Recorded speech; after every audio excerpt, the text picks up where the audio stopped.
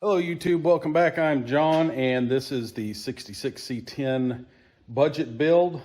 Since the last video, that was the introduction, I have started taking apart, that was a couple days ago, I've started taking apart the truck and I have it about ready where I can go ahead and start working on the power steering and the suspension and the disc brake conversion. So I'll show you what I did. There's the front end, front cap's off. This is the truck. And in case you were wanting to know, how do you take the whole front cap off? There are really not that many bolts. There are 2 bolts, one here that hold the core support on. On each side, there is 1 bolt there that holds the inner fenders on. On each side, 2 bolts hold the inner fender on. Inner fender over here, these 2 bolts, you can see the outline. And then there are 2 bolts right here that hold the fender on. Now you'll want to remove your cowl panel to do that. There's a bolt hole right there, right there, right there, and right there for the cowl panel. So that is what we're working with. We have got it stripped down where we can start doing stuff. That is my big old pile of boxes of some of the parts I got. So what we're gonna do now is I'm going to unbox some of this stuff, get it out. We're gonna be working on the brakes first and drop spindles, springs. I'm gonna get everything laid out. Go ahead and shoot a quick coat of paint on it because that stuff rusts real fast. So I'll get everything set up and we'll take a look at what the parts look like. Okay guys, we're back.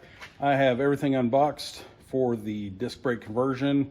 I did not unbox the disc brake booster, the power booster, master cylinder yet. I will save that for last, but I'll show you what we're working with here. These are all the parts I have for the disc brake conversion. So we have 2-inch drop springs. These are the brake hoses, bearings, races, etc. accessories that we'll need. I am putting new ball joints in because while I'm doing it, you might as well do it. In case you're wondering, for the 64 through 66 C10, the bottom ball joint, lower ball joint, it's a Moog. It's going to be K6023. For the upper ball joint, it is going to be K6024. If you want to order those, got those on Amazon. Now we have our brake calipers. We have dust shields for the brakes. Got 2 6-lug rotors. These are the 1.25-inch rotors that kind of match the 73 through 87 rotors, but they're for these drop spindles. And to my surprise, pleasant surprise I might say, the CPP drop rotors come pre-painted. The last disc brake kit that I put on the blue 66 I got from the Right Stuff, and they did not come painted, so these come painted.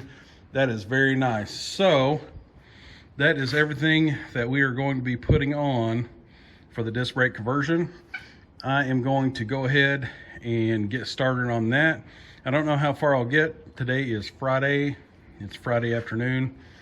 So I got everything laid out. I'm gonna go ahead and shoot paint on the calipers, get those painted, let those be dried, and then we'll get started on tearing down the front end. Okay, got everything all ready to go. Turns out the calipers were already painted, so I do not have to paint those, so that makes me happy.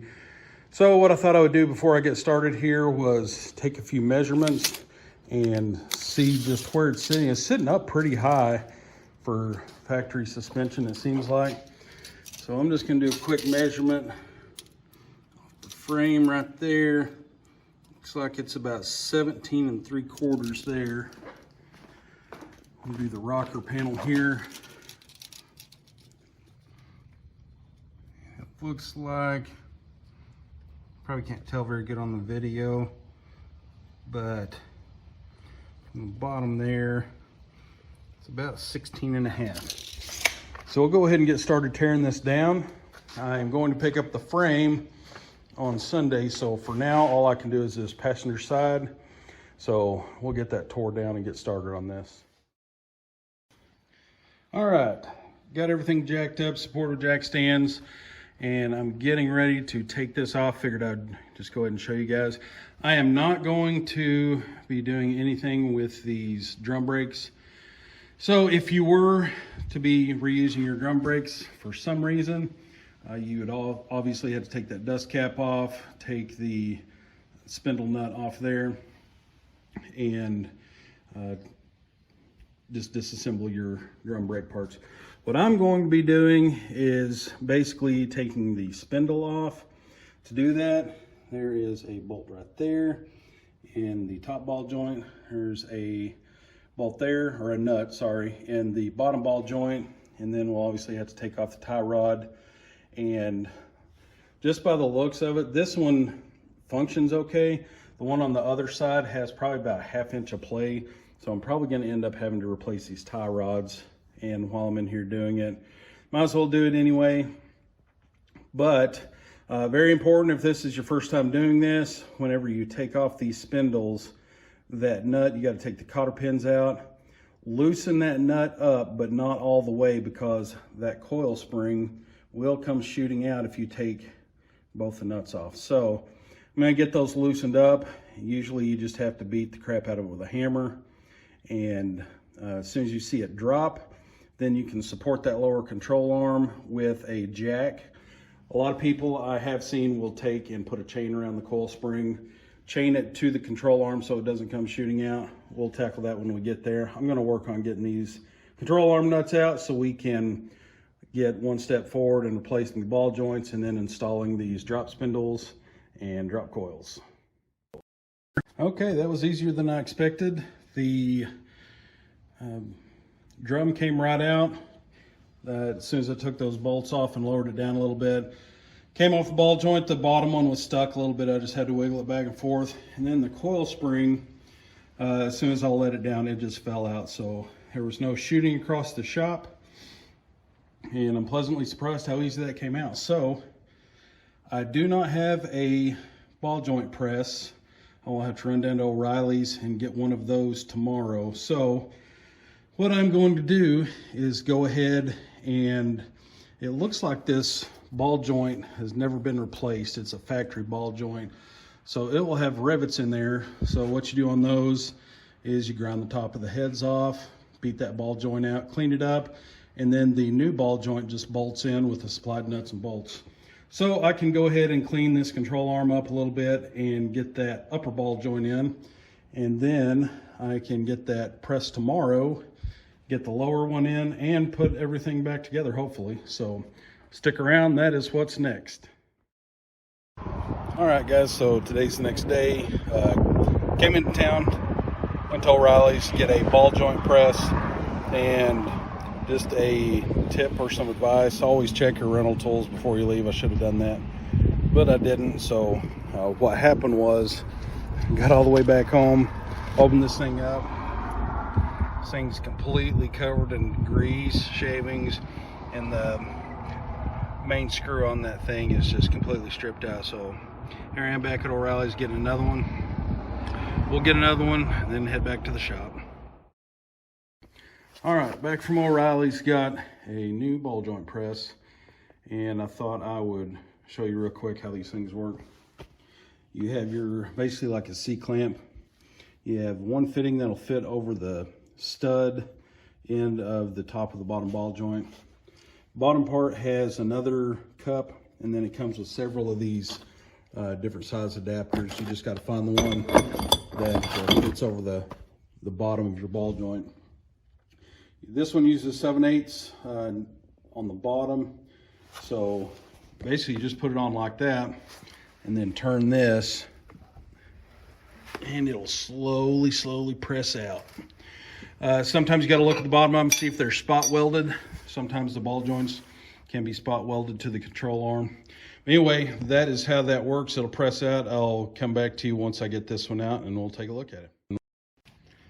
All right, got both ball joints in now. I didn't show this one when I was working on it last night. I did have to grind those out, and then I could not just to easily beat them out. So what I had to do is take a drill down through the rivets about 3/4 of the way through, and then beat them out.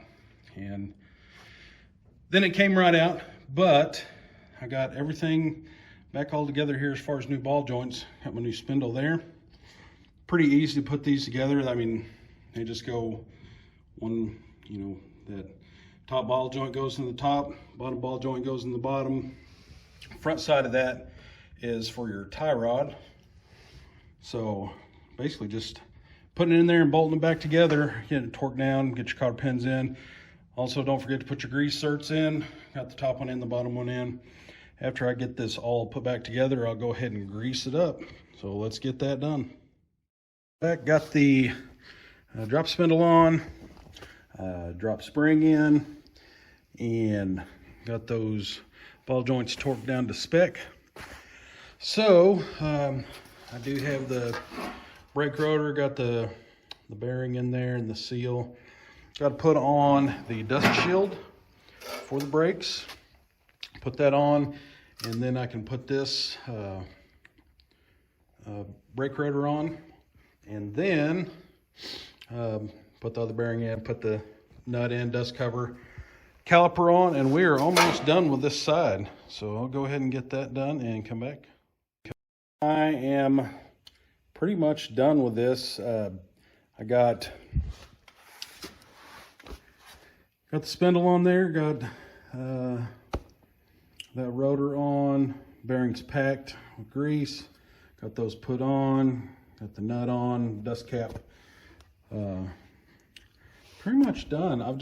All I've got left really is to put this caliper and brake pads on and the brake hose. I'm gonna wait to do the brake hoses and the rest of it until I get the brake booster and the master cylinder installed. But I wanted to make one last little note before I end this video. This is the caliper that comes with the CPP kit. Make sure when you're putting them on that you pay attention to where your bleeder valve is. If you put these on the wrong side, that bleeder valve will be facing downwards. You want to make sure it's facing upwards. Otherwise, you will never get your brakes bled. So make sure you pay attention to that. I am going to finish this up and call this an end to this video. Not really any need to watch the other side. It's just the same thing in reverse. So I want to thank you guys for joining me. This has been the disc brake conversion and drop spindle install on this 66. And I'll get this finished up. And next I will probably start working on the power steering. So come back and watch the next video, and thank you very much for watching.